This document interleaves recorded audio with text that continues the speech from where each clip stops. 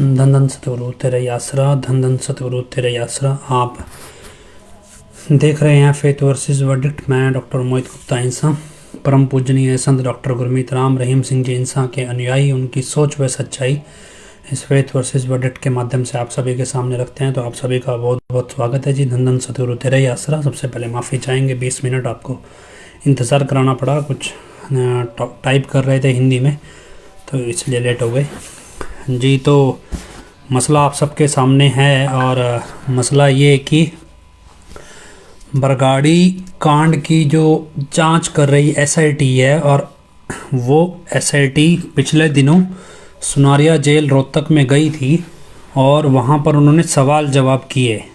आज मीडिया में उस सवाल जवाब का जो सवाल जवाब हुए हैं वो ओपन कर दिए गए एसआईटी की तरफ से। हालांकि एसआईटी ने इस बात की पुष्टि नहीं की है कि उन्होंने ओपन किए हैं, लेकिन लगभग हर पंजाब के मीडिया चैनल पे वो सवाल जवाब आ गए हैं। दैनिक भास्कर में भी वो सवाल जवाब आए हैं। वो सवाल जवाब आपके पास भी आए होंगे, लेकिन ज़्यादातर वो पंजाबी भाषा में लिखे हैं। हिंदी भाषा में हम आपके लिए फेसबुक पे उपलब्ध करा देंगे वो सवाल जवाब। लगभग 50 एक तो मैंने टाइप कर लिए हैं हिंदी में, बाकी और भी टाइप कर लेंगे। लगभग 30-40 सवाल और हैं, करीब 100 सवाल हैं ये। और जो एसआईटी ने हजूर महाराज जी से पूछे थे, अब ये सवाल के जवाब कितने सही हैं नहीं हैं इसकी पुष्टि हम नहीं करते, लेकिन जो मीडिया में दिए गए हैं लगता है कि ये सवालों के जवाब काफ़ी हद तक सही हैं। बाकी हम सवाल जवाब पे डिस्कशन करना शुरू करें स्टार्टिंग से ही। तो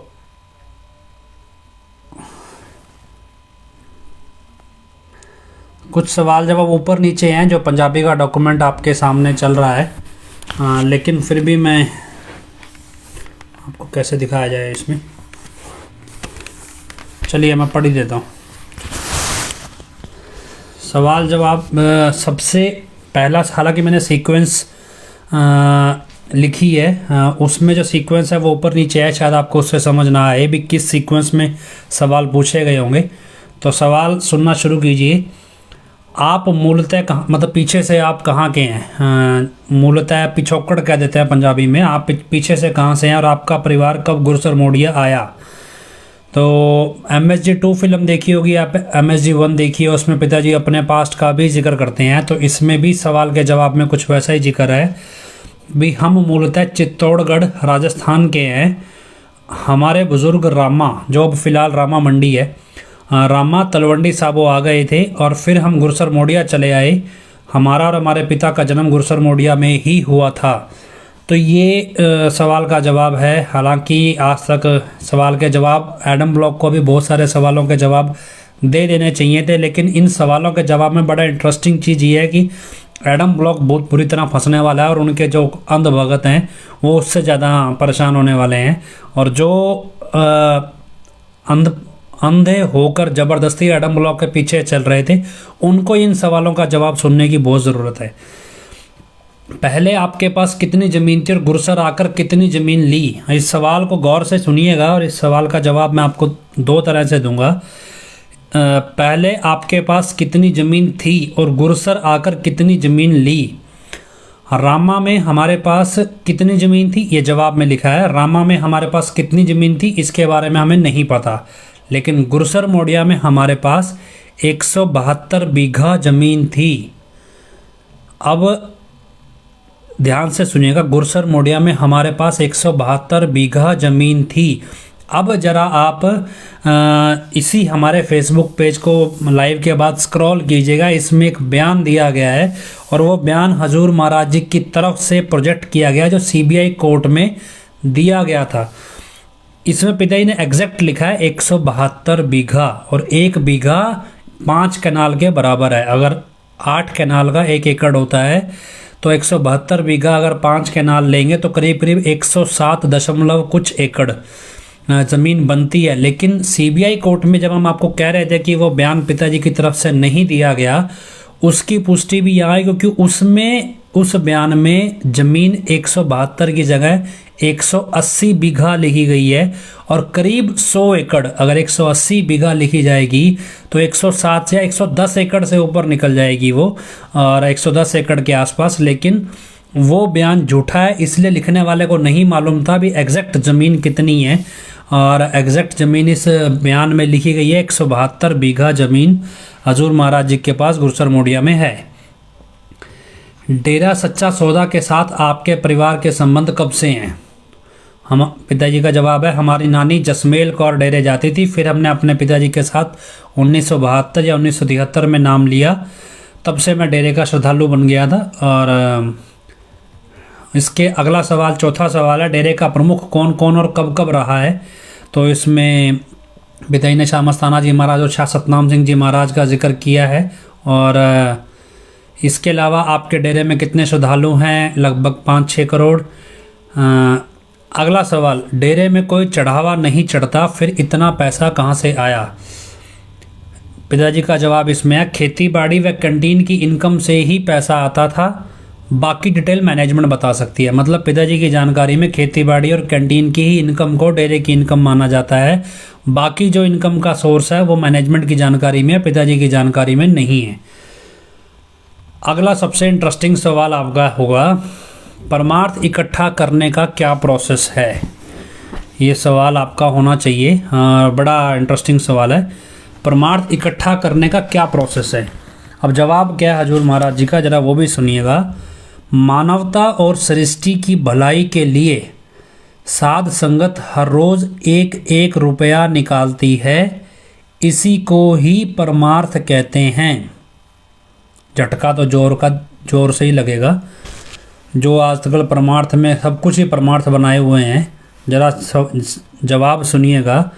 मानवता और सृष्टि की भलाई के लिए साध संगत हर रोज़ 1-1 रुपया निकालती है, इसी को ही परमार्थ कहते हैं। अब आप किस किस को परमार्थ कहते हैं ये आपको ज़्यादा पता है।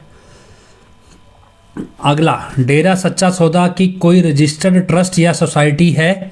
ये सारे दस्तावेज किसके पास से मिल सकते हैं? तो Shah Satnam ji research and development foundation के नाम से एक ट्रस्ट है, जिसका जिक्र पिताजी ने जवाब में किया है कि शाह सतनाम जी के नाम पर रजिस्टर्ड ट्रस्ट है। ट्रस्ट में नया, आगे सुनिए, ट्रस्ट में नया मेंबर डालने और निकालने के लिए मेरे दस्तखत लिए जाते थे, हमारे दस्तखत लिए जाते थे। मतलब नया मेंबर अगर ट्रस्ट में डालना है या मेंबर ट्रस्ट से निकालना है तो इसके लिए हजूर महाराज जी के दस्तखत लिए जाते थे।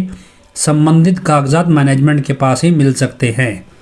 डेरे के नाम पर कितने बैंक अकाउंट है और उसमें से कौन कौन पैसा निकलवा सकता है, ये जानकारी हजूर महाराज जी के अनुसार नहीं, उनके पास नहीं है, ये मैनेजमेंट के पास ही है। ऐसा इसलिए है क्योंकि मैनेजमेंट क्या करती थी, बार बार जो चेक के साइन करने की पावर है वो बदलती रहती थी। तो इसमें एक सवाल आया अभी, चलो आ जाएगा दोबारा जी। तो इसमें कि ये इसलिए ये जवाब सिंपल नहीं है। लोगों को लगा भी पता नहीं, पिताजी इग्नोर कर रहे हैं इस सवाल को, और कुछ जिनके पास काम नहीं होता वो मीडिया में बैठ के शोर मचाने लगते हैं, शायद उनको एक आधा काम मिल जाए। तो इसमें कि डेरे के बैंक अकाउंट को कौन ऑपरेट करता है, ये ड्यूटीज़ बदलती रहती थी, कभी किसी के पास कभी किसी के पास। प्रेजेंट किसके पास होगी मालूम नहीं, मैनेजमेंट अपनी सुविधा अनुसार इसे बदलती रहती थी ताकि इसका मिसयूज़ ना हो। मान लीजिए आज ABCD, मान लो सपोज विपासना के पास आज पैसा निकालने की पावर हो, और कल को कोई विपासना, किसी को पता चल जाए भी विपासना बहन पैसा निकाल सकती है, वो उसके साइन मिसयूज़ कर ले, इसलिए टाइम टू टाइम ये अकाउंट ऑपरेट करने की पावर बदल देती थी ताकि वो अगर कोई चेक का मिसयूज़ करेगा तो पकड़ा जाएगा जी। आगे क्या, डेरे का चार्टर्ड अकाउंटेंट कौन है और जहाँ से डेरे का हिसाब किताब मिलेगा? पिताजी ने जवाब दिया, हमें कोई जानकारी नहीं, इसके बारे में मैनेजमेंट बता सकती है। अब एक सवाल जो 25 अगस्त के बाद बड़ा ज़ोर शोर से उठा, हमने बार बार लाइव में इस बात का जिक्र भी किया जब हम 2020 में शुरुआत की थी कि गुफ़ा को लेके मीडिया ने बहुत शोर मचाया, भी गुफ़ा ये है, गुफ़ा वो है, और हम बार बार कहते रहे भी गुफ़ा भी वहीं थी, मैनेजमेंट भी वहीं थी, वीडियो कैमरा भी थे, मोबाइल भी थे। तो ओरिजिनल गुफ़ा जिसे कहा जाता है उसका वीडियो बना के मैनेजमेंट ने बाहर क्यों नहीं दिया, मतलब मैनेजमेंट ने मीडिया को क्यों नहीं दिया। अब इसमें सवाल ये पूछ लिया गया अभी गुफा का क्या मतलब है, इसके बनाए जाने का क्या कारण था। अब सिंपल सा जवाब है जो अमूमन सबको पता है, फिर भी जो जवाब हजूर महाराज जी ने दिया है, और ये जवाब कितना सिंपल था और मैनेजमेंट ने क्यों नहीं दिया, क्योंकि मैनेजमेंट चाहती थी हजूर महाराज जी की बदनामी हो, और रिजॉर्ट कोई वो मीडिया गुफा दिखा रहा था, लेकिन उसके बाद तो बोले भी नहीं जी, वहाँ तो मैनेजमेंट सारा कुछ खड़े होकर करवा रही थी, तो मैनेजमेंट रिजॉर्ट को गुफा क्यों बना रही थी। असल में अब हजूर महाराज जी का जवाब क्या है, शाह मस्ताना जी ढूंगी गुफा में रहते थे और शाह सतनाम जी चुबारे में, मतलब एक ऊपर छत जो एक फर्स्ट फ्लोर पे घर कमरा बना होता है जैसे, उसे चुबारा कह देते हैं पंजाबी में, चुबारे में निवास करते थे, जो गोल आकार का था, गोल गुफा जिसे, उसे ही गुफा कहा जाता था। हमने गद्दी मिलने के बाद उसका नाम तेरावास रख दिया था, और यहाँ परिवार और लांगरी को ही आने की अनुमति थी। अब ये सिंपल सा जवाब है। अभी गुफा क्या है कि मस्ताना जी महाराज ढूंगी गुफा में रहते थे। थोड़ा आप कभी मस्ताना जी महाराज के डेरों में जाएं, पिछले दिनों में रानिया डेरे में हमारा जाना हुआ, तो वहाँ पे हमने देखा कि ज़मीन से करीब करीब 10 फुट नीचे तेरावास बना हुआ है, ज़मीन से लगभग 10 फुट नीचे, मतलब वो हमेशा जहाँ भी रहते थे वो डूंगी गुफा में, डूंगी जगह पे रहते थे, इसलिए उसे गुफा कह देते थे। परम पिताजी एक मंजिल ऊपर रहने लगे, तो इसलिए चौबारे में रहते थे, लेकिन उसे भी क्योंकि पिताजी के निवास स्थान को गुफा कह देते थे, तो परम पिताजी के निवास स्थान को भी गुफा कह दिया गया और हजूर महाराज जी के निवास स्थान को भी, लेकिन बाद में उसका नाम तेरावास रख दिया गया। इतनी सी बात मैनेजमेंट 25 अगस्त के बाद आज तक मीडिया को नहीं बता पाई, क्योंकि टारगेटेड था भी पिताजी की बदनामी करवानी है, खुद करवा रही थी मैनेजमेंट। आपकी जानकारी के मुताबिक डेरे की कुल कितनी जायदाद है, तो पिताजी ने जवाब दिया है भी हमें इस बारे में कोई जानकारी नहीं है, मैनेजमेंट ही बता सकती है। मतलब पिताजी इतनी भी जानकारी नहीं रखना चाहते थे, ये सब मैनेजमेंट ही हिसाब किताब रखती थी कि डेरे की प्रॉपर्टी कितनी है, कहाँ है, ये सब मैनेजमेंट ही जानकारी रखती थी। भारत में कुल कितने डेरे हैं और विदेशों में किस किस जगह डेरा है, तो ये भी हजूर महाराज जी ने कहा भी इसकी जानकारी भी मैनेजमेंट के पास ही है। डेरा की वेबसाइट पर डेरा प्रबंधन के बारे में क्या लिखा हुआ है, इसमें किस किस का नाम लिखा हुआ है, तो ये भी मैनेजमेंट के ऊपर छोड़ा गया है। अब अगला सबसे इंटरेस्टिंग सवाल जो आपको समझना चाहिए, सवाल नंबर 15, डेरा प्रमुख के अधीन कौन कौन किस किस पदवी पर काम करता था। सवाल बड़ा सटीक है, घुमा फिरा के नहीं है। डेरा प्रमुख मतलब हजूर महाराज जी के अधीन उनके नीचे कौन कौन किस किस पोस्ट पे काम करता था। जवाब सुनिएगा एक एक अक्षर गौर से। डेरा के चेयरपर्सन इंदर सैन जी थे, इंदर सैन बाबूजी इंदर सैन थे, तो इंदर सैन जी थे। उसके बाद डॉक्टर नैन चेयरपर्सन बने 2000, जब इंदर सैन जी बाबूजी जेल चले गए उसके बाद डॉक्टर नैन चेयरपर्सन बने थे, ये सबको मालूम है। कब बने ये हम नहीं जानते, उसके ये पिताजी का जवाब है। इंदर सैन जी के बुजुर्ग होने के बाद डॉक्टर नैन चेयरपर्सन बने, डॉक्टर नैन फिर चेयरपर्सन बने थे। इनके बाद विपासना चेयरपर्सन बनी, तो PR नैन बीच में 3-4 साल के लिए रहे थे जब डॉक्टर नैन वहाँ थे।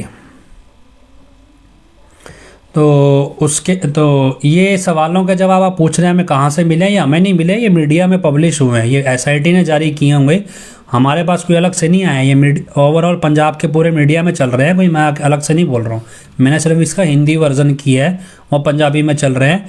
बाकायदा पूरा डॉक्यूमेंट है लगभग 34 पेज का, वो डॉक्यूमेंट ऑनलाइन वेबसाइट पे अवेलेबल है मीडिया वालों की। तो अब इसमें जवाब सुनिए। डेरा के चेयरपर्सन इंदर सैन जी थे, बीच में वो जब जेल चले गए तब डॉक्टर PR नैन चेयरपर्सन बने, और उसके बाद विपासना चेयरपर्सन बनी। इनके नीचे 2-3 वाइस प्रेसिडेंट हैं, मतलब चेयरपर्सन और ये डॉक्टर PR नैन के नीचे 2-3 वाइस प्रेसिडेंट हैं। शासत नाम जी ट्रस्ट के हम चीफ पैटर्न हैं, मतलब जो डेरे का ट्रस्ट है उसके ओवरऑल जो टेक्निकल भाषा में जो ट्रस्ट संस्था डेरा है उसका मालिक को पैटर्न कहा जाता है, पैटर्न इन चीफ। तो चीफ पैटर्न पिताजी हैं, ये कानूनी रिकॉर्ड में है, मालिक पिताजी हैं इस संस्था के, लेकिन चेयरपर्सन इसमें विपासना है। अब इसमें पिताजी ने बोला है भी शासक नाम जी ट्रस्ट के हम चीफ पैटर्न है, इसलिए डेरे के कामों के लिए मेरे दस्तखत लिए जाते थे, क्योंकि जमीन जायदाद खरीदनी है, बेचनी है, उसके लिए पिताजी के दस्तखत की जरूरत है। साथ ही ये भी लिखा है भी दर्शन सिंह को जरूरत अनुसार मुख्तियारनामा देकर काम करवा लिया जाता था।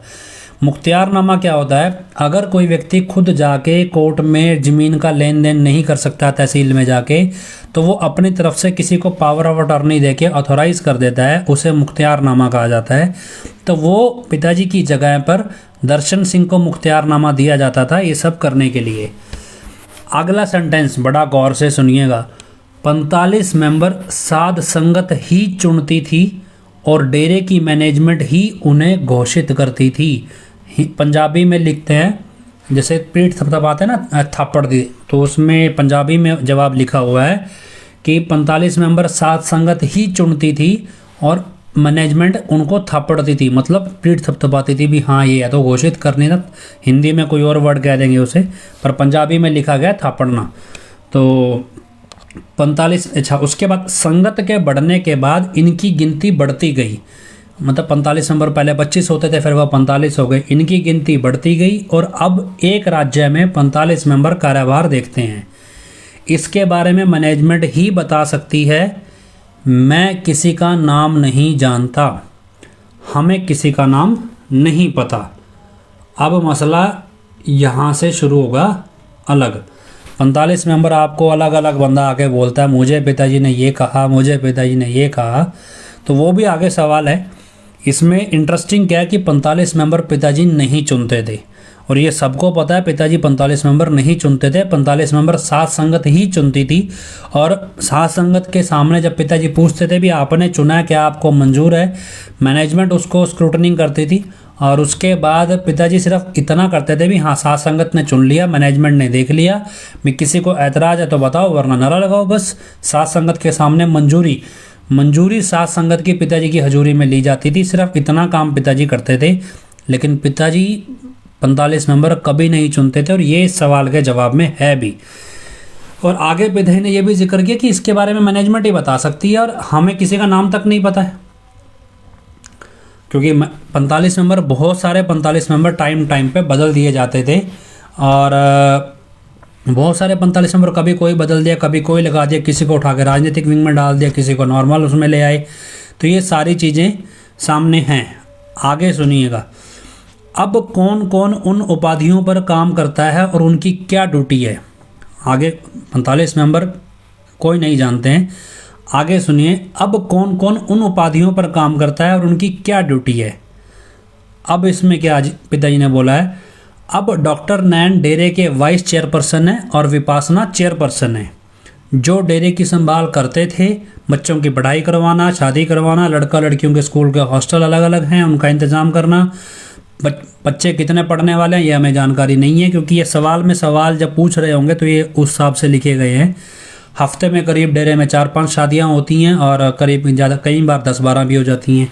तो मतलब पिताजी ने सिर्फ 2 लोगों का नाम लिया, विपासना और डॉक्टर नैन। शोभा गोरा का नाम नहीं है इसमें। अभी क्या ना 25 अगस्त के बाद बहुत सारे चेले चपटे शोर मचाते थे। शोभा गोरा की तो रोज़ आधा घंटा पिताजी से बात होती है, कहाँ गई वो? जब उससे सवाल का जवाब पूछ लेना, पिताजी तो नाम नहीं लिया पिताजी ने, सिर्फ विपासना और PR नैन का ही लिया, शोभा गोरा का तो नाम ही नहीं लिया। और क्या बोल रहे भाई, इन दोनों को ही पता है जो पता है। शोभा गोरा तो मेन प्रबंधक में ही नहीं गिनी जाती, और वो बोल रही है आधा घंटा मैं हर रोज़ पिताजी से बात करती थी, फिर उसने बड़े पैसे इकट्ठे किए इस चक्कर में कि मेरे पास ही पिताजी का स्पेशल मैसेज आता है। तो शोभा गोरा का तो नाम ही नहीं है। आगे सुनिए अगला सवाल। कहते ना हुक्म, पिताजी के हुक्म के बिना तो पत्ता नहीं हिलता डेरे के अंदर। पत्ता छोड़िए, हम आपको पूरा का पूरा समुद्री जहाज हिला के दिखाएंगे। सवाल नंबर 17, आपके नीचे काम करने वालों को कौन हुक्म देता था और कौन बताता था? आप जो काम बताते थे वह वो खुद करते थे या किसी से करवाते थे? मतलब पिताजी जो हुक्म देते थे जिनको, क्या वो काम वो खुद करते थे या किसी से करवाते थे?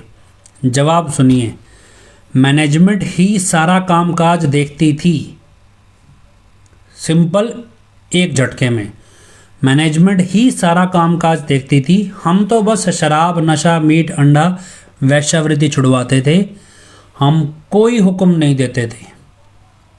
गौर से सुनिएगा, आपके नीचे काम करने वालों को कौन हुक्म देता था और कौन बताता था? आप जो काम बताते थे वो वह खुद करते थे या किसी से करवाते थे? जवाब में लिखा, मैनेजमेंट ही सारा कामकाज देखती थी, हम तो बस शराब, मीट, अंडा, वेश्यावृत्ति छुड़वाते थे, हम कोई हुक्म नहीं देते थे। अब जितने भी हुक्म आपके पास आए हैं आज तक, बड़ा लुटाया होगा माल, बड़ा लूटा होगा, बड़ा दुख लग रहा होगा सुन के।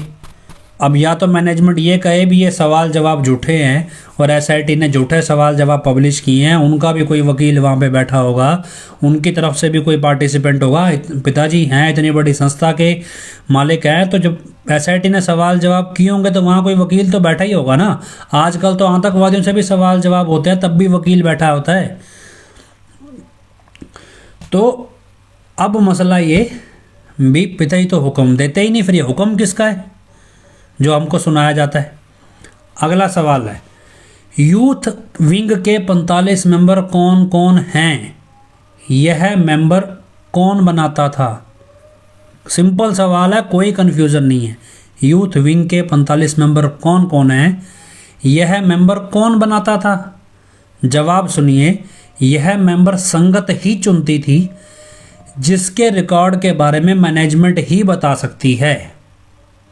मतलब यूथ के 45 मेंबर संगत चुनती थी और जिसके रिकॉर्ड के बारे में मैनेजमेंट ही बता सकती है। हाँ, एक बीच में किसी का कमेंट आया, पिताजी ने तो ऑफिशियली विपासना और डॉक्टर नैन का नाम लिया, ऑफिशियल ट्वीट तो भैया ऑफिशियल अकाउंट तो शोभा इंसान का हो गया, जो ऑफिशियल है ही नहीं। मतलब क्या है, अंधी पीसे कुत्ता खाए, वो वाला काम है। चलिए, यूथ विंग के 45 मेंबर कौन है ये मैनेजमेंट बताएगी और संगत चुनती थी। और जिसको नहीं पता उसको बताएं, 2008 की बात है शायद, 2008 में बच्चों की मीटिंग हुई और उसमें बच्चों की तरफ से 500-600 बच्चे थे, 500, मैं भी उस मीटिंग में मौजूद था, जो शासत नामजी स्कूल और कॉलेज के एक्स स्टूडेंट्स की, पुराने स्टूडेंट्स की मीटिंग पिताजी लेते थे। तो उसमें बच्चों की तरफ से एक प्रपोजल रखा गया था कि पिताजी कोई संस्था होनी चाहिए जो हम बच्चे अपना यूथ विंग अलग से बनाएं और वो इंडिपेंडेंट हो, उसका डेरे का कोई इन्फ्लुएंस ना हो उसमें, वो इंडिपेंडेंट हो, हम ऐसा कोई विंग बनाना चाहते हैं। उसी समय बहनों ने भी ये प्रपोजल रखा था कि हम भी ऐसा कोई यूथ विंग बनाना चाहते हैं। तो पिताजी ने कहा था भी आप अपनी मर्जी अनुसार जैसा आया बना लो। तो ये यूथ विंग का डेरे से कोई संबंध नहीं था, यूथ वीरांगनाओं को दिल्ली से बनाया गया था, दिल्ली की संस्था है ये, और youth welfare federation Kaithal Haryana की संस्था है। इंडिपेंडेंट इसके 45 मेंबर और इसके जो भी जिम्मेवार हैं वो ये अपनी, इनकी जो गवर्निंग बॉडी है, यूथ वीरांगनाओं की जो चेयरपर्सन थी, वो पर्सन है वो गुरचरण कौर है, और यूथ वेलफेयर फेडरेशन का प्रदीप कलेर था। यही लोग मैनेजमेंट के इनके 45 मेंबर चुनते थे, ना कि पिताजी। अब ये क्या ना शोर मचा रहे हैं जी पिताजी चुनते थे सारे 45 मेंबर, क्योंकि मैं उस मीटिंग में मौजूद था जब इसकी चर्चा चली, और उसके बाद उस मीटिंग में भी मैं मौजूद था जब यूथ वेलफेयर फेडरेशन का नाम, उसमें पिताजी शायद नहीं थे, यूथ वेलफेयर फेडरेशन का नाम जब ये सिलेक्ट किया गया ऐसी संस्था के लिए, जब ये रजिस्टर्ड कराई गई, बाकायदा मैं भी उस टीम मतलब कोर टीम में था जब मुझे लिया गया था, लेकिन मैं उसमें ऑफिस बेयर नहीं था, लेकिन डिस्कशन में मुझे भी लिया गया था। तो ये चीज़ें आपको पता होनी चाहिए। अगला सवाल, क्या डेरे के पास कोई नेशनल कमेटी है? अभी बड़ा है ना जी, ये तो नेशनल लेवल का मेंबर है, ये स्टेट लेवल का मेंबर है। सीधा सा सवाल है, क्या डेरे के पास कोई नेशनल कमेटी है? जवाब, डेरे की मैनेजमेंट इस बारे में बता सकती है, हमें इस बारे में कोई जानकारी नहीं है। मतलब जो सी कमेटियां बनी हुई हैं ये पिताजी को ही नहीं बता रखी कि ये कमेटी है भी या नहीं। आगे, नेशनल कमेटी के मेंबरों का चुनाव किस तरह से किया गया था? जवाब है, ये सभी कमेटियां साथ संगत और मैनेजमेंट की तरफ से ही चुनी जाती थी, पिताजी को इसके बारे में कोई जानकारी नहीं है। मतलब मैनेजमेंट का, अब आपको पता है 45 मेंबर कौन चुनता था, लेकिन क्या है कि 45 मेंबर ने बोल दिया आके हुक्म हमारा, हुक्म पिताजी ने दिया, हमें दिया, पिताजी बोल रहे हम जानते ही नहीं किसी को। ठीक है, मोहित गुप्ता को नहीं जानते, हम तो सिंपल सेवादार थे, आम संगत में थे, तुम तो खास थे। अभी उसका भी बताएंगे आगे। बड़े दिलचस्प है। 21 नंबर पे आए, लगभग 50 हम आज डिस्कस कर लेते हैं। 50 कल कर लेंगे अगर टाइम बचा तो, नहीं तो जितने हो जाएंगे उतने कर लेंगे। स्टेट 45 मेंबर चुनाव के क्या मापदंड हैं? गौर से सुनना। 45 मेंबर चुनने के लिए क्या क्या देखा जाता है? स्टेट 45 मेंबर चुनाव के क्या मापदंड है? ये सभी कमेटियां साध संगत और मैनेजमेंट की तरफ से ही चुनी जाती थी, हम इन्हें नहीं चुनते हैं। सिंपल है ना, ये रिकॉर्ड पे है, ऑन रिकॉर्ड है। मोहित गुप्ता ने जज को धमकी दी थी या नहीं दी थी, ये रिकॉर्ड पे नहीं है।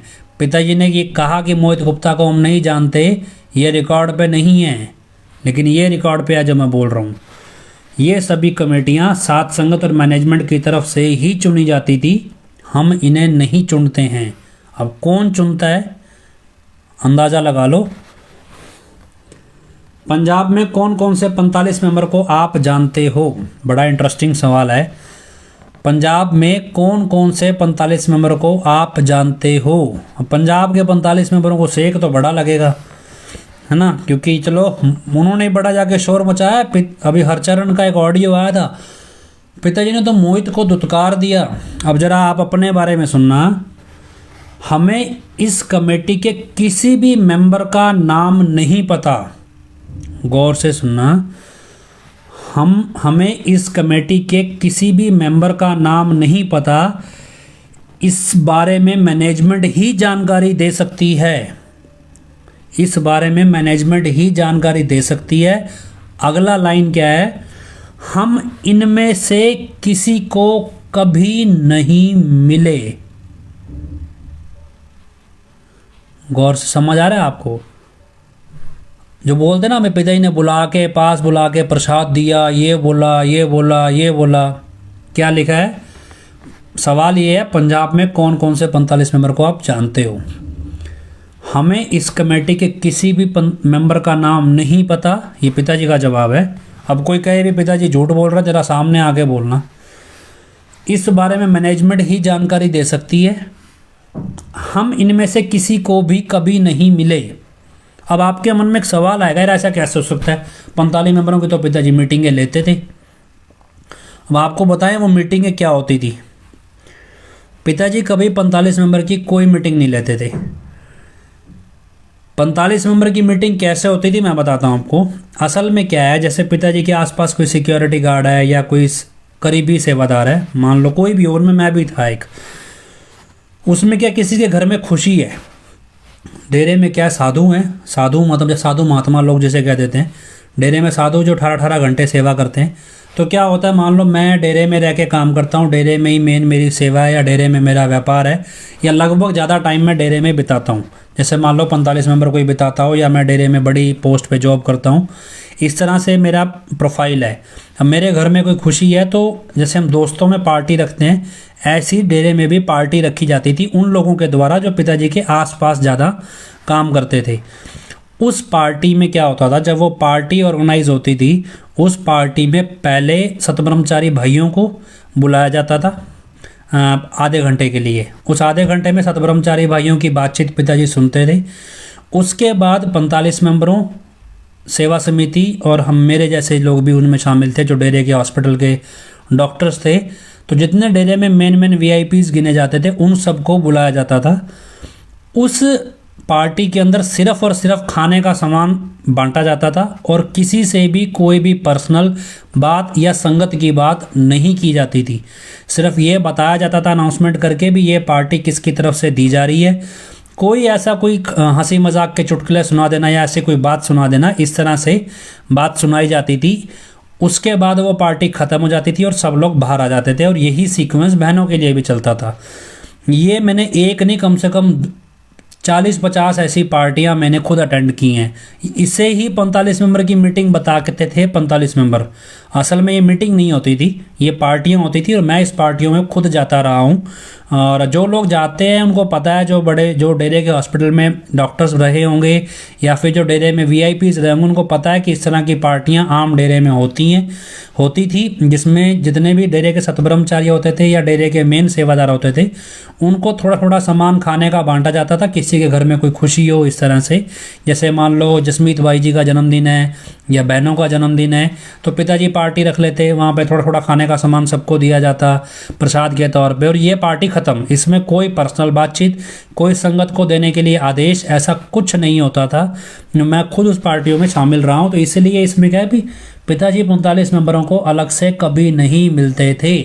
ये सही लिखा है जवाब। अब चिल्लाने वाले कुछ ही चिल्लाते रहे, लेकिन क्या अब हमारे बोलने से तो कोई यकीन नहीं करता था, स्वयं पिताजी ने लिख दिया। अब आप खुद देखिए। अगला सवाल देखिए, गुरु ग्रंथ साहिब जी की बरगाड़ी में हुई बेअदबी के बारे में आपको किसने बताया? हमें इस बारे में दर्शन सिंह ने बताया था जब हम सत्संग करने जा रहे थे। कब बताया था ये हमें नहीं पता। इस बारे में हमने कहा था कि यह बहुत निंदनीय काम है। हमें यह नहीं बताया गया कि बेअदबी किसने की है।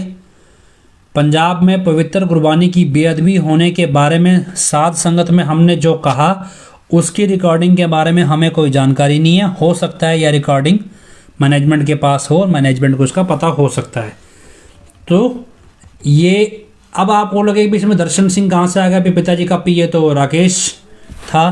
तो आपकी जानकारी के लिए बता दें, राकेश को सितंबर या अक्टूबर 2013 में, जितनी मेरे याद है क्योंकि मैं उस पार्टी में मौजूद था, सितंबर या अक्टूबर 2013 में तेरावास से निकाल दिया गया था। क्योंकि मैं खुद उस पार्टी में मौजूद था और मेरे सामने ये घटना घटी थी, वो हम कभी अलग चर्चा कर लेंगे। तेरावास से निकाला गया था। बाकायदा गुस्से में पिताजी ने सीधा कहा था भी इस गेट से बाहर हो जाओ और दोबारा अपनी शक्ल नहीं दिखाना। उसके बाद राकेश MSG जो कंपनी है उसका डायरेक्टर बना था जब कंपनी खोली गई थी, क्योंकि वो तेरावास से निकाल दिया गया था। हो सकता है उसके बाद दर्शन सिंह को रखा गया हो, ये एक अलग जानकारी हो सकती है। आगे, क्या आप महेंद्र पाल बिट्टू को जानते हो? महेंद्र पाल बिट्टू का संबंध किस कमेटी के साथ है? जवाब सुनिए। जो महेंद्र पाल बिट्टू की हत्या के मसले में धरना देने गए थे और वहाँ पे कहा गया था ना सुनारिया से स्पेशल प्रसाद हर रोज बांटा जा रहा था वहाँ पे, तो अब सुनिए जवाब पिताजी का। मैं इसे नहीं जानता। महेंद्र पाल बिट्टू के बारे में जिक्र है और ये महेंद्र पाल बिट्टू वही है जो 2017 में चिल्ला चिल्ला के बोलता था अकाली दल को ही वोट देना, किसी और को वोट नहीं देना। तो क्या लिखा? मैं इसे नहीं जानता था, इसके बारे में मैनेजमेंट ही बता सकती है। सिंपल, क्लियर ना? ये तो 45 मेंबर था, मैं तो चलो आम आदमी हूँ, आम संगत में थे हम तो। ये तो 45 मेंबर घोषित और इतना बड़ा था जो अकाली दल को सरेआम वोट डलवाने की घोषणा करता था और ये घोषणा करता था कि पिताजी से हुक्म लेके आए हैं। पिताजी तो बोले हम हुक्म ही नहीं देते, और छोड़ो हम तो महेंद्र पाल बिट्टू को ही नहीं जानते। चलिए आगे सुनिए। अगला, जितेंद्र वीर अरोड़ा जिसे जिम्मी कहा जाता है को 45 मेंबर कमेटी का मेंबर किसके कहने पर बनाया गया था? गौर से सुनिएगा। जितेंद्र वीर अरोड़ा को 45 मेंबर कमेटी का मेंबर किसके कहने पे बनाया गया था? जवाब क्या है? हमें इसके बारे में कोई जानकारी नहीं, क्योंकि ऊपर बार बार ये जवाब दिया गया कि मैनेजमेंट को ही सारी जानकारी है, सात संगत चुनती थी, मैनेजमेंट उसको उसकी पीठ थपथपाती थी, हमें कोई जानकारी नहीं है। इसी तरह पृथ्वी और हरियेवाला, दविंदर सिंह हरियेवाला के बारे में पूछा गया। और अगला सवाल था कि आप हर्ष दूरी, प्रदीप क्लेर, संदीप बरेटा को जानते हो? बोला हम इन्हें नहीं जानते, है ना? जोर का झटका जोर से लगा, हम इन्हें नहीं जानते। अब ये क्या है? ये वही लोग हैं ना, प्रदीप क्लेर, संदीप बरेटा, हर्ष दूरी, जिन्होंने आपके प्लाट खा लिए रूबरू नाइट के नाम पे। किया क्या? आपको बैठाया सोफे पे, प्लाट दान करने का अहंकार, सोफे पे बैठ के निकल गया। एक ने दिया, दूसरे ने खाया, बीच में ही रगड़ा रगड़ी। पिताजी का तो नाम चलाया और पिताजी क्या बोल रहे, हम इन्हें नहीं जानते। प्रदीप क्लियर हर्षदूरी बरेटा किस कमेटी से संबंधित हैं? पिताजी बोलते हैं हमें नहीं मालूम। उसके बाद पंजाब में आपकी फिल्म चलवाने के लिए कौन कौन कोशिश कर रहे थे? जवाब है हकीकत एंटरटेनमेंट ने इस बारे में कोशिश की थी। अगला सवाल है MSG ब्रांड कब लॉन्च हुआ और इसके मालिक कौन हैं? पिताजी बोलते हैं मालिकों के बारे में सॉरी, हमें कोई जानकारी नहीं है मालिकों के बारे में, और दर्शन सिंह ने हमें इसकी मशहूरी के लिए आग्रह किया था। सच्चे संत की पहचान पता क्या होती है? वो संत कभी किसी को बुरा नहीं बोलते, वो संत किसी को बेवजह बुरा नहीं कहते, कहते ही नहीं है बुरा, बेवजह छोड़िए, वजह भी होती तो भी नहीं कहते। सवाल क्या है, आपकी फिल्म का विरोध हुआ था, ये किसने किया था? पिताजी ने जवाब दिया, पिताजी ने कहीं सिखों का जिक्र नहीं किया, हालांकि पता नहीं उनको कौन शिक्षा देता है संतों की निंदा करने की, कौन देता है सबको पता है।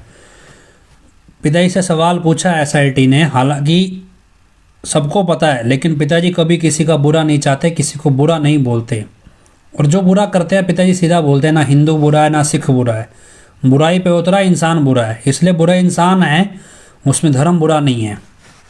तो क्या है, दर्शन सिंह ने आकर बताया था कि पंजाब में हमारी फिल्म चलने नहीं दे रहे, विरोध कौन कर रहा है इस बारे में नहीं बताया, और हकीकत एंटरटेनमेंट वालों ने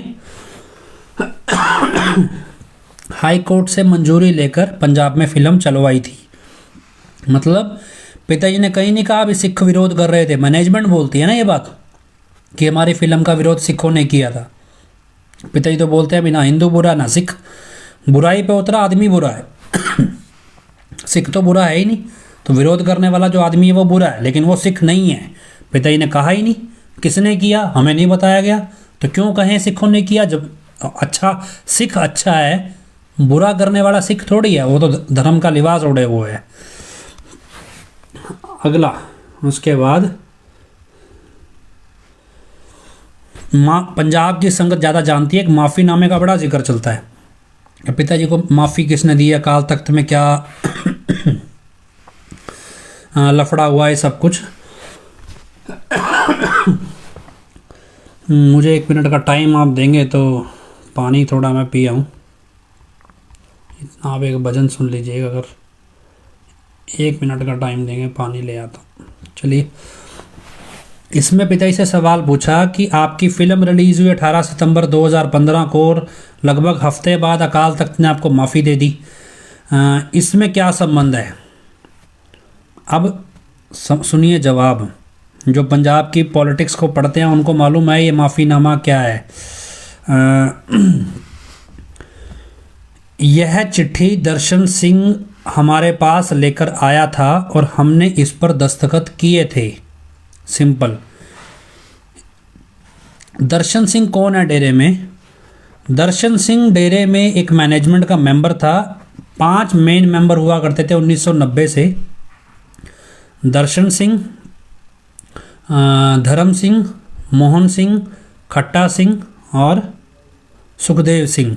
तो दर्शन सिंह वो था जो सारी ज़मीन जायदाद का हिसाब किताब देखता था, तो ये दर्शन सिंह था, और दर्शन सिंह के पास ही पिताजी की तरफ से ज़मीनों की लेन देन की पावर ऑफ अटर्नी थी।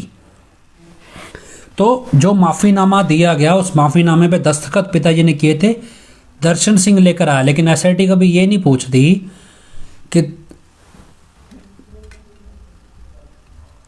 कईयों के अंदर घुस रही है अब आत्मा, 45 मेंबरों की बड़ा सेक लगेगा, तो भी दर्शन सिंह प्रबंधक था डेरे का। अब आगे ये कि ये चिट्ठी पिताजी ने साइन करके तो दी, लेकिन ये चिट्ठी अकाल तख्त कौन लेकर गया? अकाल तख्त के पास अगर चिट्ठी गई होगी तो अकाल तख्त ने रिसीव भी की होगी, तो वो रिसीविंग किसने की? उधर से तो कभी नहीं।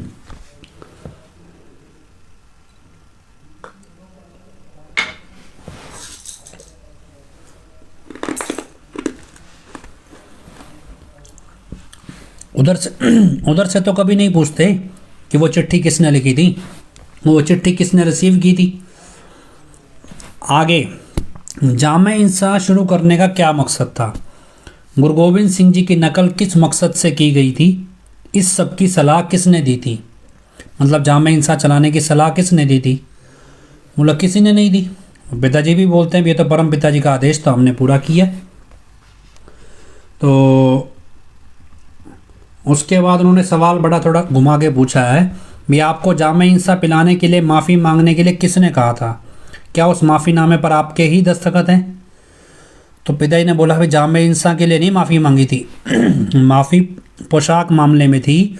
और वो पोशाक मामला में माफ़ी के लिए जो ये था भी झगड़ा सुलझ जाए, इसलिए जो 4 धर्म के प्रतिनिधि थे जिनका नाम पिताजी कहते हमें नहीं मालूम है, उनके कहने पर ये सब कुछ हुआ था ताकि विवाद सुलझ जाए। क्योंकि जामे इंसाफ के लिए माफ़ी मांगी होती, जामे इंसाफ तो चलाया पिताजी ने, कितना 10 साल लगातार चलाया। तो अब ये रंजीत कुमार राजपूत हैं, अब ये 45 मेंबर है, इनको सेक लग रहा होगा, पिताजी तो इनको जानते ही नहीं।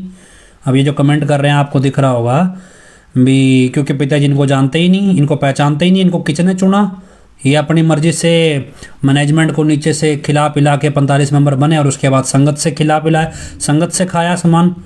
और अब इनका चिट्ठा खुल रहा है तो अब इनके आग लग रही है, फड़फड़ा रहे हैं ये। ठीक है, अब अगला सवाल सुनिए। आपके खिलाफ बठिंडा में जो धार्मिक भावनाओं को ठेस पहुंचाने का मामला दर्ज हुआ था, उसमें आपकी ड्रेस कब्जा ली गई थी, मतलब पुलिस ने वो ड्रेस कब्जा ली थी। अब वो कहाँ है? पुलिस बोल रहे, पिताजी बोल रहे पुलिस के पास ही होगी। जब वो मामला ख़त्म हो गया तो वो ड्रेस वापस क्यों नहीं ली? वो पिताजी की ड्रेस है, इतनी इंपॉर्टेंट ड्रेस है, इतने इंपॉर्टेंट ओकेजन की ड्रेस है, वो अभी तक पुलिस के पास ही रखी है, मैनेजमेंट ने वो वापस नहीं ली। इतनी ऐतिहासिक ड्रेस है तो क्यों नहीं ली? पिताजी तो बोल रहे पुलिस के पास है, हमारे पास वापस ही नहीं आई। अच्छा, उसके बाद ये छोटे छोटे सवाल हैं, ये आप वैसे पढ़ लीजिएगा, मेन सवाल मैं पढ़ लेता हूँ। सबसे इंटरेस्टिंग सवाल है, हनीप्रीत कौन है और इसके अडॉप्शन के लिए क्या कोई डॉक्यूमेंट बनवाया था या नहीं? सिंपल सा सवाल है ना। हनीप्रीत कौन है और इसके अडॉप्शन के लिए, अडॉप्शन मतलब उसको गोद लेने के लिए क्या कोई डॉक्यूमेंट बनवाया था या नहीं बनवाया? बड़ा इंटरेस्टिंग सवाल है और हमने इसका जवाब आपको पहले लाइव में बहुत बार दिया है। MSG1 फिल्म आपने देखी है? एक औरत, एक लड़की आती है, वो तेरावास वहाँ पे रास्ते में गिर जाती है और पिताजी उसको उठा के ले आते हैं। सिक्योरिटी वाले रोकते हैं, अभी ना जाओ ना जाओ ना जाओ, लेकिन फिर भी पिताजी बोलते हैं नहीं, इसको ज़रूरत है, भी खतरा, इसको ज़रूरत है, इसको हम इसका इलाज करवाएंगे। कुछ ऐसा ही हुआ था हनीप्रीत के साथ भी। तो उसमें क्या था, अभी हनीप्रीत का झगड़ा हो गया, हनीप्रीत का अपने ससुराल से झगड़ा हो गया। चलो हम पहले पिताजी का सवाल का जवाब पढ़ देते हैं, उसके बाद आपको कहानी बताएंगे। हालांकि ये कहानी हमने बहुत बार लाइव पे बताई है, लेकिन क्योंकि अब ये जवाब पिताजी ने ही दे दिया है तो अब आपको क्लियर हो जाना चाहिए।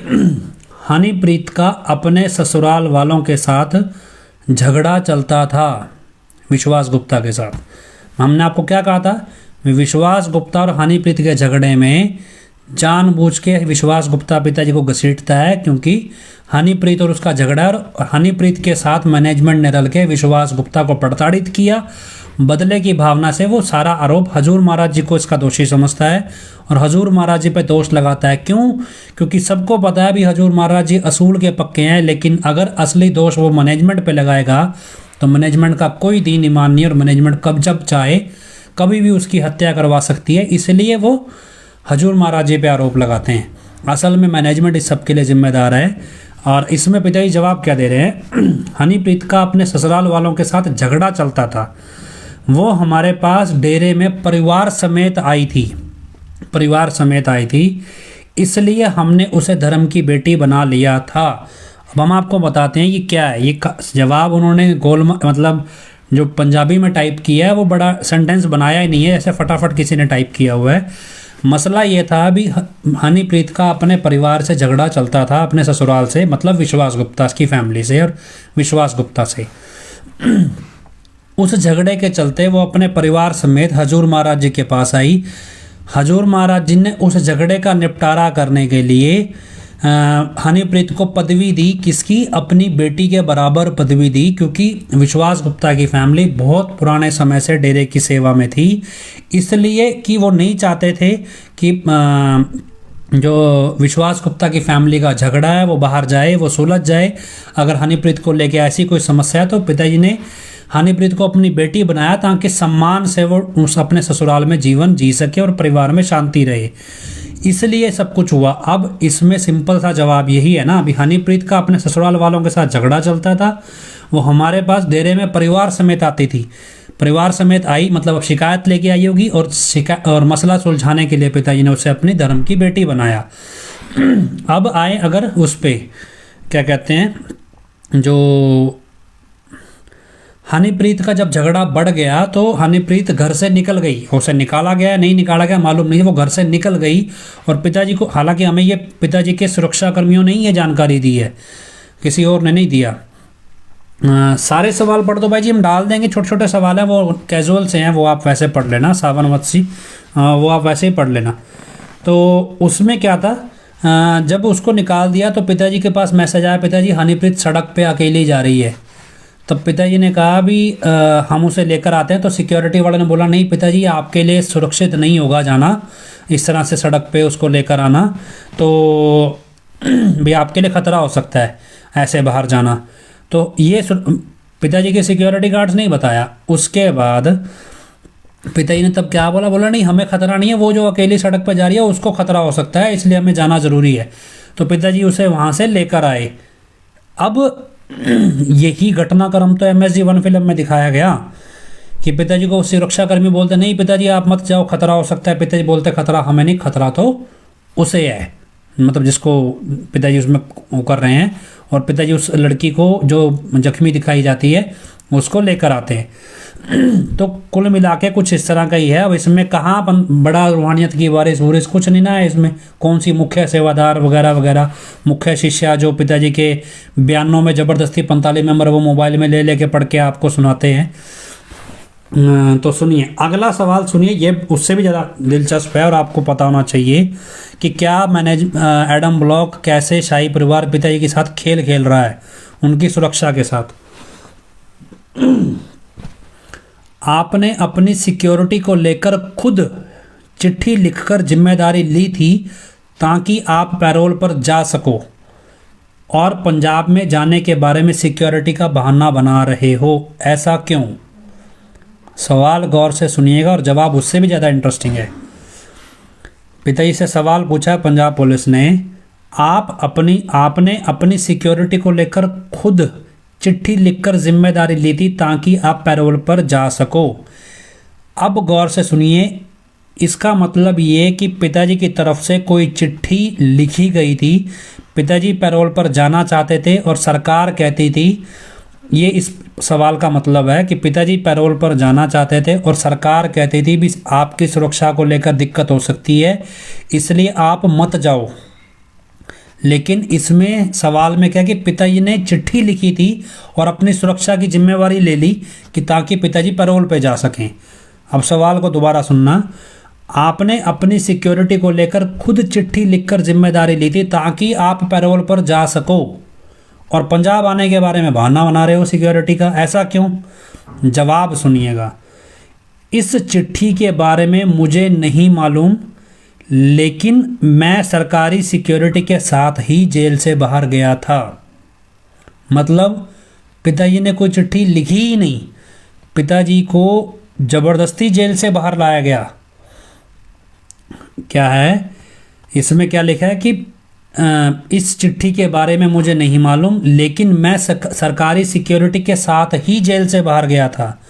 मतलब पिताजी को चिट्ठी के बारे में मालूम ही नहीं है। इसका मतलब सरकार के रिकॉर्ड पे जो चिट्ठी लिखी गई कि पिताजी की सुरक्षा को खतरा और पिताजी बाहर नहीं जाने चाहिए, ये सरकार का कहना था, लेकिन सरकार के रिकॉर्ड पे चिट्ठी चढ़ाई गई कि नहीं जी सुरक्षा की गारंटी हम लेते हैं, हम चिट्ठी लिख देते हैं, मुझे पैरोल पे बाहर जाना है। ये इसका मतलब वो चिट्ठी हाइपोथेटिकल थी, वो पिताजी ने नहीं लिखी थी। इसका मतलब जो एम्स वाली घटना घटी, घटनाक्रम हुआ, उसमें पिताजी की तरफ से चिट्ठी ना लिख के पिताजी वो चिट्ठी रिकॉर्ड पे चढ़ाई गई, और ये चीज़ इस सवाल के जवाब में सामने है। अब पिताजी ने आगे जवाब दिया भी पंजाब प्रदेश में हमें जान का खतरा है। शर्म कर लेना पंजाब वालों सुनते हुए। पंजाब प्रदेश में जाने में हमें जान का खतरा है क्योंकि आतंकवादी संगठनों ने हमें पहले भी मारने की कोशिश की है। सिंपल सा जवाब है देसी भाषा में कि पिताजी पंजाब आना नहीं चाहते। खत्म कहानी। तो बड़ा 45 मेंबर चलाते थे, मोहित को दुत्कार दिया। अब पंजाब प्रदेश में जाने में हमें जान का खतरा है बोल रहे ना पिताजी, क्योंकि आतंकवादी संगठनों ने हमें पहले भी मारने की कोशिश की है। वकील ने लिखवाया ये जवाब तो वकील जवाब दे, मैनेजमेंट ने लिखवाया तो मैनेजमेंट दे, एसआईटी झूठ बोल रही है तो वो दे, मीडिया में गलत खबर है तो सच कहूँ कितनी जल्दी इसका खंडन करेगा जरा देख लेना आप भी। सच कहूँ पिताजी का सवाल जवाब थोड़े चलाएगा। मैनेजमेंट का वफादार है तो पिताजी वाले सवाल जवाब कैसे छाप देगा, मैनेजमेंट वाले छापेगा। अगला सवाल ये भी आपके इंटरेस्ट का है जो अभी ताज़ा ताज़ा चल रहा है। डेरे ने राजनीति में कब से भाग लेना शुरू किया और ऐसा करने की क्या ज़रूरत थी? गौर से सुनिएगा, राजनीतिक विंग वाले बड़े चिल्लाते ना, राम सिंह चेयरमैन, जोरा सिंह, ये रामकरण, हरचरण, छिंदर, जगजीत। डेरा ने राजनीति में कब से भाग लेना शुरू किया और ऐसा करने की क्या ज़रूरत थी? जवाब क्या है? हमने इस बारे में कोई फैसला नहीं लिया, इस बारे में संगत ही फैसले लेती थी। Simple clear. हमने इस बारे में कोई फैसला नहीं लिया, इस बारे में संगत ही फैसले लेती थी। रंजीत कुमार राजपूत जी, आपका चिट्ठा खुल गया और आपकी चहेती दीदियों का भी खुल गया, इसलिए रो या हंसो, अब आपका बोलने या ना बोलने से कोई फर्क नहीं पड़ता है, क्योंकि आप 45 मेंबर हो और आपका जलूस निकाला पिताजी ने, जलूस नंगा कर दिया सबको उठा के। ठीक है, अभी तो यही चाहते थे ना कि पिताजी के पास क्यों रोका जा रहा था, सारी एसआईटी पुलिस को भी पिताजी के पास ना जाए, क्यों शोर मचा रहा है एडम ब्लॉक भी, पूछताछ तो हो गई अब दोबारा क्यों करनी है, इसलिए रोक रहा है। अभी चिट्ठा खुलता है एडम ब्लॉक का, जितना झूठ एडम ब्लॉक ने बोला है सारा खुल जाता है। राजनीति के बारे में पिताजी ने कोई फैसला ही नहीं लिया, तो फिर ये गुरचरण कौर, जगजीत बठिंडा जो बार बार आके बोलते थे पिताजी ने बोला यहाँ पे बादल को समर्थन दे दो, उन्होंने तो बादल की चापलूसी करनी थी, अकाली दल की चापलूसी, ये अकाली दल वाली सीट को समर्थन देना है। यहाँ पे बेशक से संगत का फैसला कांग्रेस का है, लेकिन पिताजी का ऑर्डर है भी अकाली दल को, तो पिताजी कहते हैं भी हम इनसे मिलते ही नहीं। तो अब दो जवाब आगे। अगला सवाल ये भी आपको इंटरेस्टिंग लगेगा, उससे ज़्यादा इंटरेस्टिंग है, जो मैंने खास निकाले हैं। नोटबंदी के दौरान पुराने नोट को नए नोटों से बदलवाने के लिए क्या तरीका अपनाया गया? सुनिए, नोटबंदी के दौरान पुराने नोट को नए नोटों से बदलवाने के लिए क्या तरीका अपनाया गया? जवाब, इस बारे में हमें कोई जानकारी नहीं है, मैनेजमेंट ही बता सकती है। अब तब याद हो आपको कि जब नोटबंदी हुई थी तो कैसे करोड़ों रुपया 45 मेंबर गाड़ियों में भर भर के ब्लॉकों में लेकर आए थे, भी दरबार का पैसा है। आगे सुनिए, अगला सवाल इसी से संबंधित है। नोटबंदी के दौरान आपके हर 45 मेंबर को, ये पंजाब पुलिस का सवाल है, उनका इंटेलिजेंस बेस्ड सवाल है, और बेशक से पंजाब पुलिस को लगे झूठा हो सकता है, लेकिन मैं बोलता हूँ ये सवाल 100% सच्चा है। सवाल क्या है? नोटबंदी के दौरान आपके हर 45 मेंबर को 6 से 7 करोड़ रुपए बदलवाने के लिए गुलाब सिंह द्वारा या किसी और के द्वारा पैसा दिया गया था। क्या सवाल है? नोटबंदी के दौरान आपके हर 45 मेंबर को 6 से 7 करोड़ रुपया, मतलब हर 45 मेंबर को 6 से 7 करोड़ रुपया दिया गया था। और एक ब्लॉक, एक डिस्ट्रिक्ट, सॉरी एक स्टेट के अंदर 270 45 मेंबर हैं, भाई बहनों को मिलाएं 270, 45 भाई 45 बहनें यूथ के, 45 मेंबर हो गए जो बड़ी उम्र वाले, तो कितने हुए 90 और 135। उसके अलावा 45 ग्रीनेस के, चलो हमें 3 ही मानते हैं, 135 मान लेते हैं। 135 हरियाणा के, 135 पंजाब, 135 राजस्थान, हिमाचल और यूपी, 5 स्टेट अगर आप ले और 135 से गुना करें, कितने मेंबर हो गए, और उनको फिर 7 करोड़ से गुना करो, कितना पैसा है ये टोटल, अंदाजा है आपको? 2016 में नोटबंदी में, हाँ ये रंजीत कुमार राजपूत के पास भी आया होगा 7 करोड़ रुपया बदलवाने के लिए, ये इसके ब्लॉक वाले बताएंगे कितना बदलवाया इसने, ये भी 45 मेंबर था। तो क्या अभी अकेला खिलाड़ी रह गया, बेचारी पीछे से टीम भाग गई इसकी, अकेला रह गया लड़ने के लिए मैदान में। अब क्या नोटबंदी के दौरान 6 से 7 करोड़ रुपया, हाँ अभी ये मानसिक तौर पे पागल हो जाएंगे, बिल्कुल सही लिखा है, इनकी हालत कुछ ऐसी होने वाली है। तो इसमें पिताजी ने जवाब दिया है, इस बारे में मैनेजमेंट ही बता सकती है और मैं गुलाब सिंह नाम के व्यक्ति को नहीं जानता हूँ। अब आपको लगेगा गुलाब सिंह को पिताजी नहीं जानते, एक्चुअल में मैं आपको इस बात का गवाह मैं खुद हूँ। नवंबर का भंडारा था, नोटबंदी के कुछ दिन बाद नवंबर में मसाना जी महाराज का जन्म भंडारा था।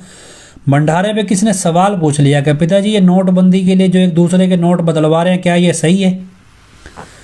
वहाँ पिताजी सवाल का जवाब दे रहे थे, भी नहीं ये सही नहीं है, किसी के नोट बदलवाना सही नहीं है। ये पिताजी सवाल का जवाब सत्संग में लाखों संगत को स्टेज से दे रहे थे। उसी टाइम पे राकेश कुमार उर्फ गुरलीन पुराने एडम ब्लॉक में बैठ के हर 45 मेंबर को गिन गिन के कैश बांट रहा था, पुराने नोट, कि भैया भंडारे पे आए हो, जाना ये कैश ले जाना अपने गाड़ियों में और संगत से बदलवा के ब्लैंक चेक दे देना और बाद में कैश दे देना। एक बार ब्लैंक चेक ले लिए गए और फिर कैश दे दिए, कैश ले लिया गया। तो अब ये था सिंपल सा फंडा, ये लीड किया ओबियसली राकेश डिडवा सबके पीछे है, लेकिन राकेश कुमार उर्फ गुरलीन नवंबर 2016 में 135 गुना 5 गुना में 7 इतने करोड़ रुपया एडम ब्लॉक के पास था। और 2017 25 अगस्त में 25 लाख बिजली का बिल भरने का पैसा नहीं था, जो हर ब्लॉक से ले लिया। कितने गुना हुआ जरा आप देख लेना करके, मेरे को भी बताना, मेरे पास कैलकुलेटर नहीं है। 135 गुना 5 और गुना में 7 कितना होता है? जिसको मैं जो कर रहा हूँ करके एक बार डाल देना प्लीज़। अब गुलाब सिंह कौन है? गुलाब सिंह कोई नहीं है डेरे में, एक्चुअल में गुलाबो मल नाम का एक ब्रह्मचारी है जो गुरलीन का साथी है बराबर। जब हम हॉस्टल में पढ़ा करते थे तो समोसे कोल्ड ड्रिंक बेचने का काम करता था ये कैंटीन के ऊपर, और आज ये करोड़ों अरबों का कारोबार करता है। एक जानकारी के मुताबिक इसने बहुत सारा पैसा सिकंदर 45 मेंबर लुधियाना को दिया था, करीब करीब 20 से 25 करोड़ रुपया, जो 2 गाड़ियों में भर के ये सिकंदर 45 मेंबर लुधियाना में लेकर गया, और वहाँ से वो पैसा बांट दिया गया। और उसके बाद वो पैसा इकट्ठा करके एक था सिमरजीत मान नाम से एक बंदा था, सिमरजीत मान। तो सिमरजीत मान एक 45 मेंबर था और एक ही सिकंदर, इन दोनों 45 मेंबरों ने बहुत बड़ी अमाउंट में नोटबंदी का पैसा कन्वर्ट करा के कनाडा में इन्वेस्ट किया, कनाडा में लेकर गए ये पैसा 4725 करोड़। अंदाज़ा लगाओ, 25 लाख बिजली का बिल भरने का पैसा नहीं था 25 अगस्त के बाद, 4725 करोड़ बदलवाने के लिए कैश था। हाँ लिख रहे हैं गंगानगर में भी करोड़ों रुपए आए थे, हर जगह आए थे, हमारे घर पे भी देने आए थे, मेरे घर पे भी, और हमने मना किया था अभी, जब पिताजी ने भंडारे में मना किया है तो हम क्यों लें ये पैसा जी। आगे एक सवाल अक्सर उठता रहता है और किताबों में भी लोगों ने लिखा है, गुरजंट सिंह राजस्थानी के साथ आपका क्या संबंध है। ये सवाल एक पिताजी के ऊपर किसी ने, कोई एक पत्रकार है जिसने अपनी वाहवाही के लिए मीडिया की खबरों को जोड़ के किताब बना दी थी, हालांकि कुछ खास नहीं थी वो किताब, मैंने पढ़ी है।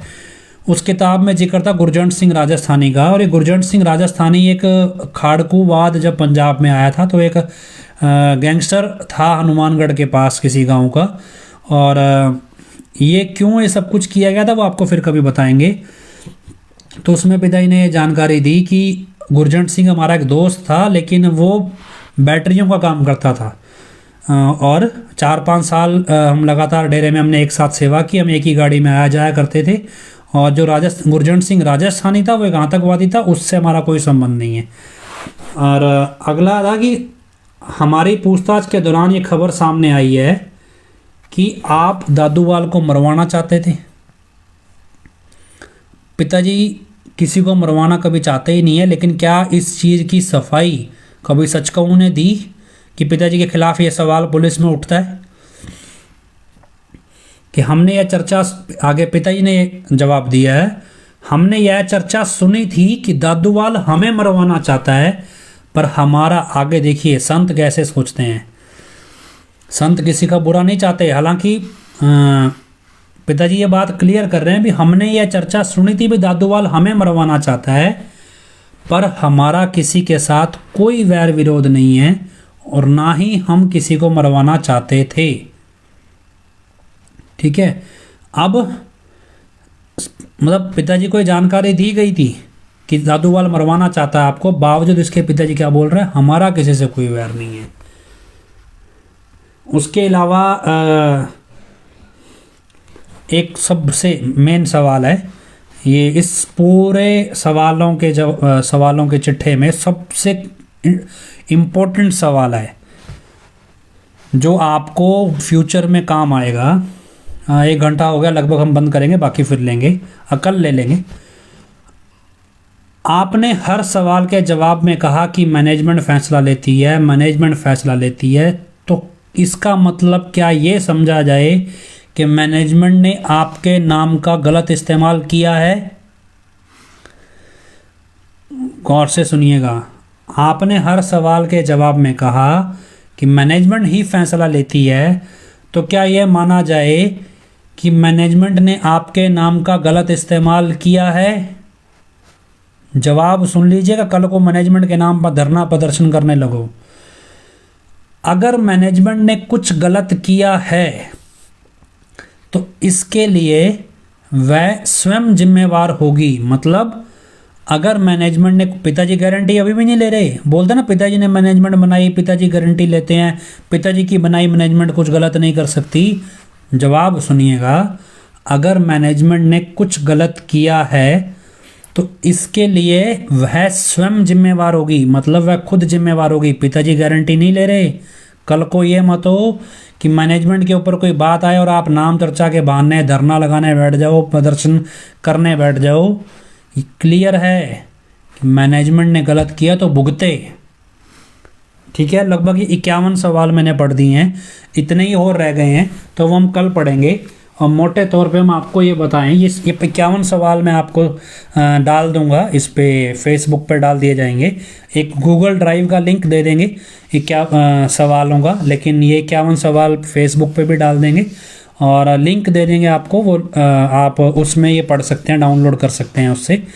तो मसला ये कि अभी पिताजी ने ये जिक्र किया है इसमें कि डॉक्टर नैन, PR नैन डेरे का मेन कार्यभार संभाल रहे हैं और विपासना बीमार है। हो सकता है पिताजी को ये जानकारी दी गई हो कि विपासना बीमार है और ये जानकारी ना दी गई हो कि विपासना डेरा छोड़ के जा चुकी है।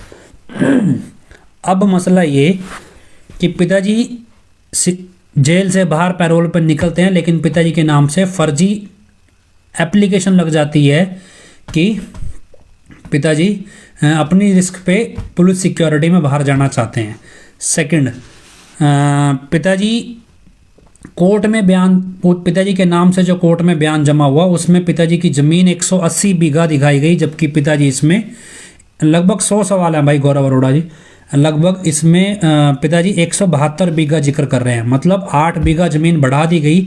जब पिताजी को एग्जैक्ट और जाट को अपनी ज़मीन ना मालूम हो, मतलब ये तो एक है ना पैराडॉक्स है। जैसे ना वो आती थी एडवर्टाइजमेंट, पीएसपीओ नहीं जानता, ऐसे भी एक जाट को अगर अपनी ज़मीन के बारे में ना पता हो कि उसकी ज़मीन कितनी है, यह असंभव बात है, असंभव है। उसे ज़मीन छोड़ो, कैनाल गज तक पता होता है कितने हैं। एक एक वट होती ना, जो डाल होती है, उसके ऊपर मर्डर हो जाते हैं ज़मीन में। तो अब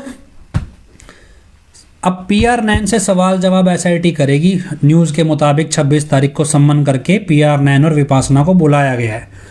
अब मसला ये कि PR9 क्या बोलेगा, मसला ये कि PR9 क्या बोलेगा कि पंजाब का प्रभारी कौन है, पंजाब स्टेट का प्रभारी कौन है, महेंद्र पाल बिट्टू को कमेटी का मेंबर किसने बनाया, किसने चुनाव किया, किसने सेलेक्ट किया, किसने नॉमिनेट किया, कौन बताएगा? PR9 बताएगा कि पंजाब में ये काम कौन देखता था। अब ये जगजीत सिंह देखता था कि रामकरण देखता था, किसके गले में घंटी बंधेगी, जोरा सिंह देखता था। और जब ये सारी चीज़ें घूम फिर के कहाँ आनी है, राकेश दिड़बा के गले में, क्योंकि मास्टरमाइंड तो सबका वही है। तो अब ये देखना बड़ा दिलचस्प रहेगा भी डॉक्टर नैन किसके गले में घंटी बांधता है। हमने आपसे बार बार कहा था और आज भी कहते हैं कि जो PIL हमने फाइल की है हाई कोर्ट में और ये सब कुछ हुआ है, एक दिन मैनेजमेंट और पिताजी आमने सामने आएंगे, क्योंकि मैनेजमेंट ने जो गलतियां की हैं उसका उनसे छुटकारा नहीं होगा उनका। और चाहे वो आज कितना पिताजी के नाम का सहारा लेके बचे, लेकिन एक दिन वो आमने सामने आएंगे। आज पिताजी ने ये सारे जवाबों के जरिए ये घोषित कर दिया कि जो कुछ कर रही है मैनेजमेंट कर रही है, हमें इसके बारे में कोई जानकारी नहीं दी गई है। अब सच कहूँ क्या, इन सवाल जवाबों को महेंद्र पाल बिट्टू की वो 30-32 पेज की चिट्ठी में पूरा अखबार भर दिया था ना, अब क्या इन सवाल जवाब को सच कहूँ छापेगा? मुझे लगता है नहीं छापेगा, बाकी छापेगा तो देख लेना। दूसरा, क्या सच कहूँ ये डिक्लेयर करेगा कि ये सवाल जवाब पिताजी के साथ नहीं हुए हैं?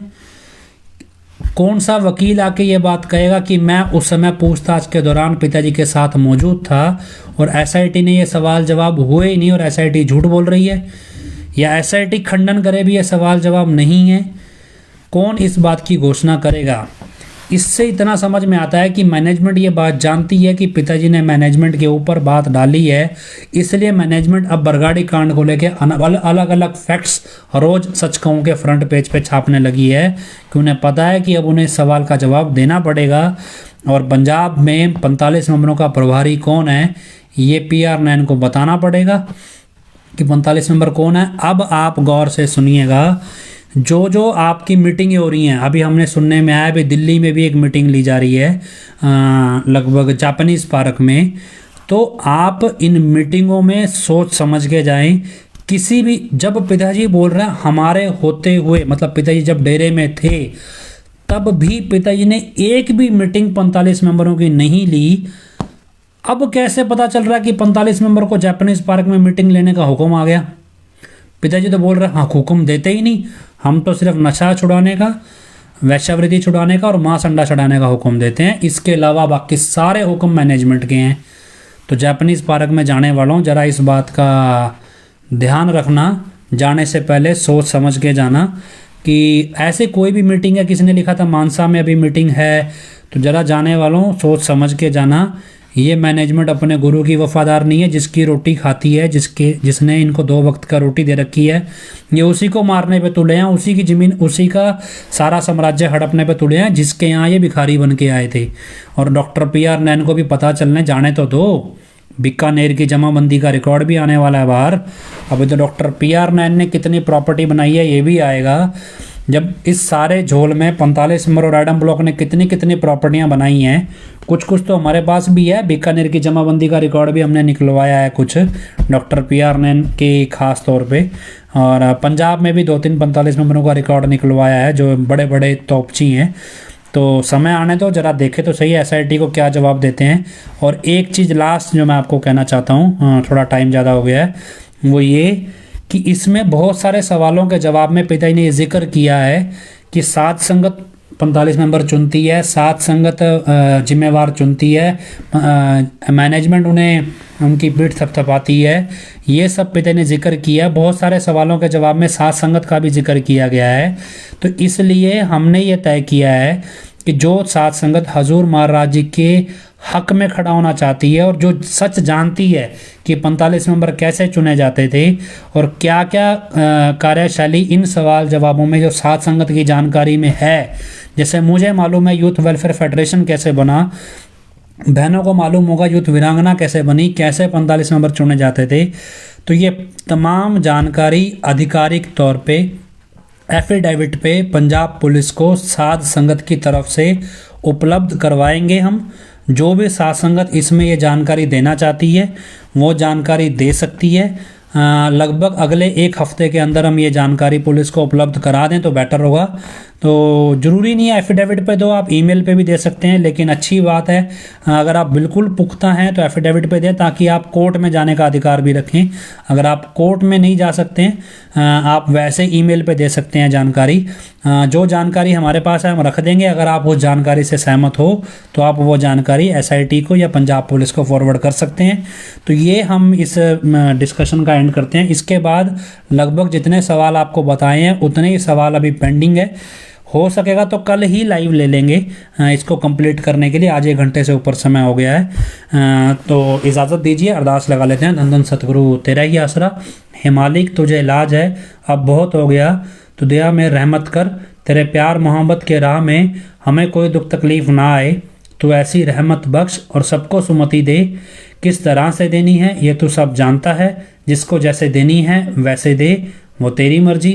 धन धन सतगुरु तेरा ही आसरा, धन धन सतगुरु तेरा ही आसरा।